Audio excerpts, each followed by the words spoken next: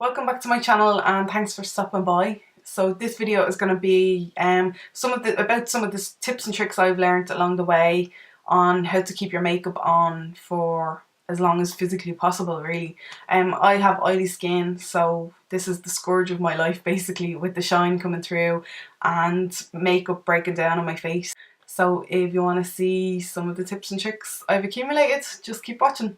So I'm starting out with a bare face. I've already cleansed. I used the Nia cleansing balm. I used one of the Wax Spirits Wonder Pads. These have glycolic acid in them, so I use this as like a mild exfoliator. Then I used my Cerazink tried and trusted toner. This is a zinc sulfate solution for oily, blemish prone skin. I have a full review of this over on the blog if you're interested. I use this La Roche-Posay Tolraine Ultra Contour Eye Cream, which I'm really liking. Although I have oily skin, I get dry under my eyes, so this is nice and hydrating without being kind of too much for my eyes. And then I use the Vichy Normaderm Global Anti-Imperfection Hydrating Care Moisturiser. This is a light moisturiser for blemish prone skin, so it's really good for me. So I've been letting that sink in for the last kind of 10-15 minutes or so, and I can feel the oils have started to accumulate in my skin already. So before I start out with any makeup, I'll use a blotting sheet. These are just from Catrice. They're like £3 or £4.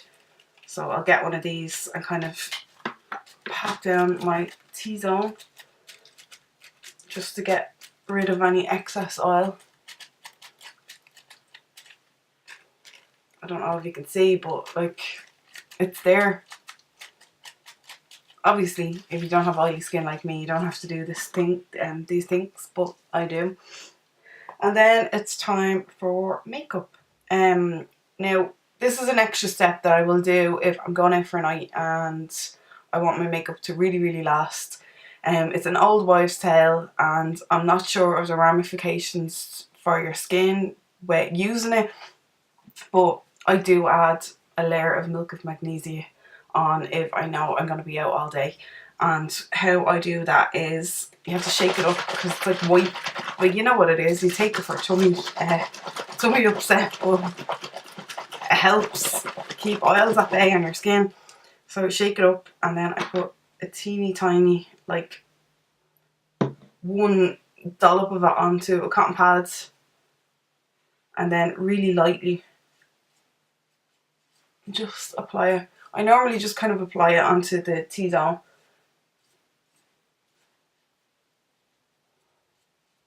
Now, you might get some white bits, but we'll be going over the skin with makeup, so it's completely fine. And it's time to prime. Priming is ridiculously important. If you've dry or oily or combo skin, it just kind of helps the makeup sit better. So I'm using, this is very new to me, but I've been using the Hylamide Prismatic Blurring Surface Hydrator. So yeah, I can't really tell you much about it, but it's a good kind of pore refining primer, so I've been really enjoying it. So one tip I'll give is that I don't, if I can help it, use my fingers when applying my makeup. It's not a hygienic reason or anything, it's just that like saves any excess oil going into my skin and disrupting my makeup. So I apply my primer on a brush. And when it comes to kind of primers or anything, sometimes less is more. Like a thin veil will work better than layering and layering the product on, I find anyway. So I don't put a whole lot on. And I start in my most oily, problematic areas and buff it out. And I put primer into my eyebrows as well because I get really oily around my brows. So I find that helps a little bit. When it comes to foundation, like, I know that if you've oily skin, you're told to use matte foundations, and matte foundations are great, but I don't always like a really matte finish to my foundations. I'm going to layer powder over it anyway, so once it's kind of long lasting, you just have to, it's just trial and error really. You try them on your skin, and if they work, happy days. So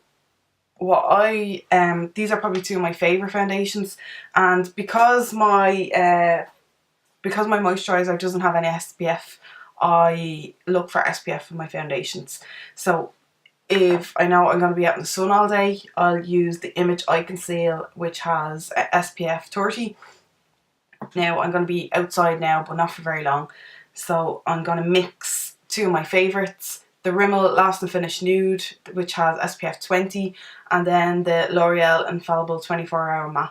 And together, I like them both on their own, but together I really enjoy the kind of, like, it's like a satin finish that you get, but with kind of a semi-decent coverage. So I plop a blob of these on my hand. I'm not going to go through my whole makeup routine, don't worry, but I'm just plopping some of these on my hand. And I'm going through a bit of a Real Techniques sponge phase at the minute to apply foundation and a lot of the other products I'll use on my face.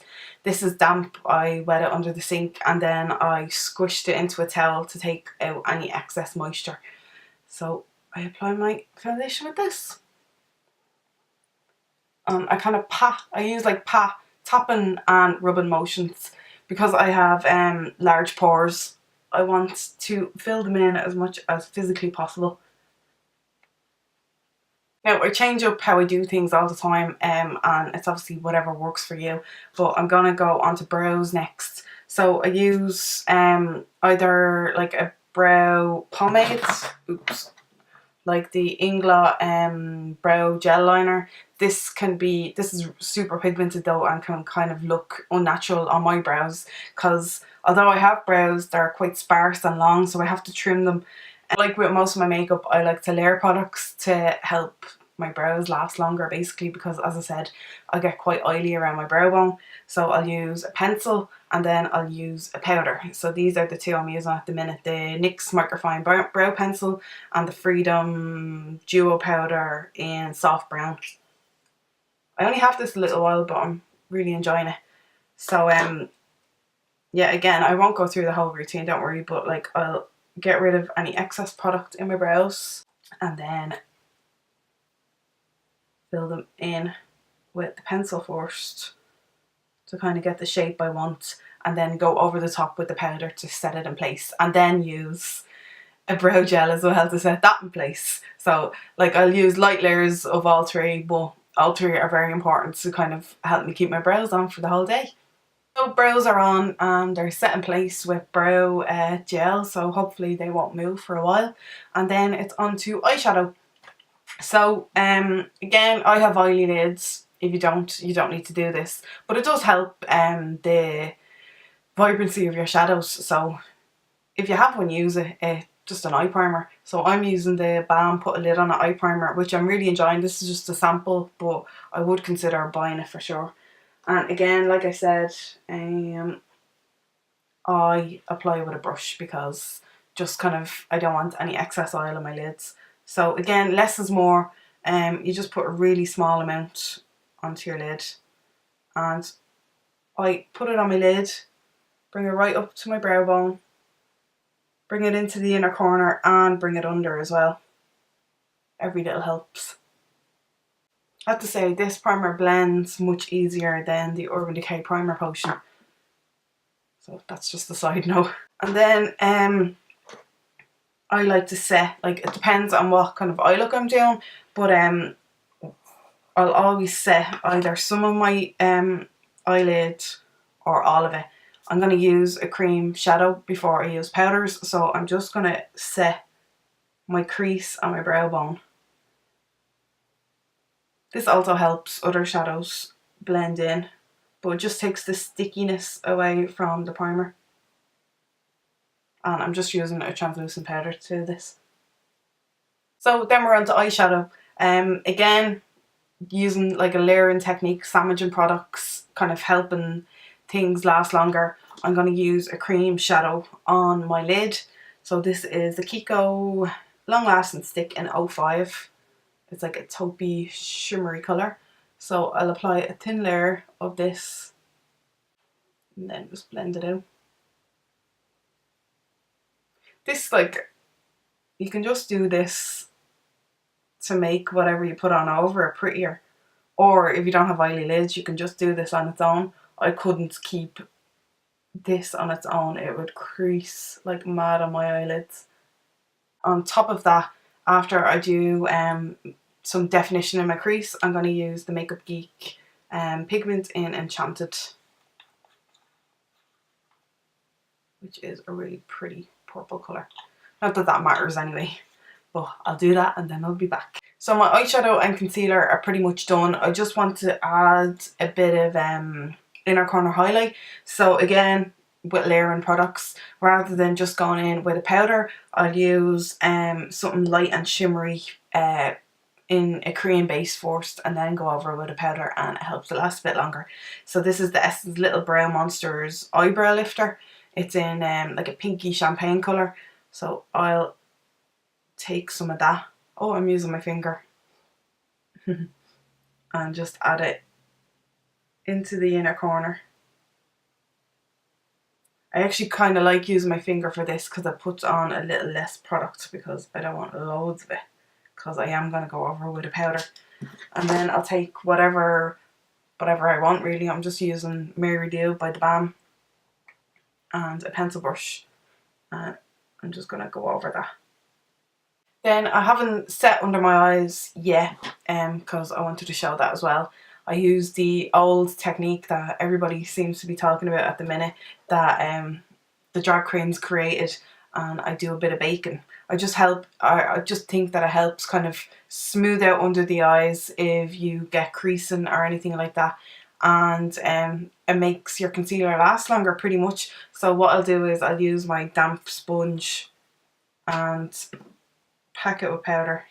This is just the Kryolan translucent powder, and pack it under my eye. Try not to get it into your mascara. Oh, and another thing, when it comes to mascara, if you don't like using waterproof mascara on the top, but you find that it smudges on the bottom, maybe try using like a tubing mascara, like the Clinique Bottom Lash, or my favourite, the MAC Extended Play, and that'll help from any transfer. I never get transfer using either of them. That soaks into my skin actually pretty quickly, so but I leave it there for a minute and go on to contouring. So again, I layer products.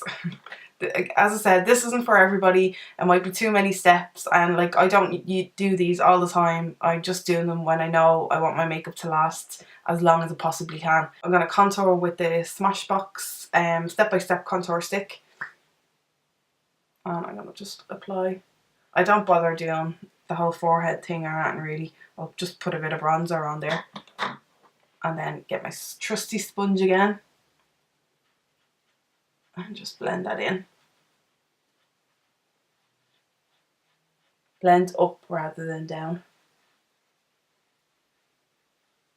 Well, if you want. Whatever makes you happy. Then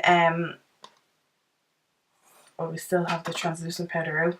I'll get a bit on the sponge again and just go over that, just so I can go over with a powder product without it like sticking or getting patchy or anything like that. And I'm gonna just wipe away any excess powder under my eyes.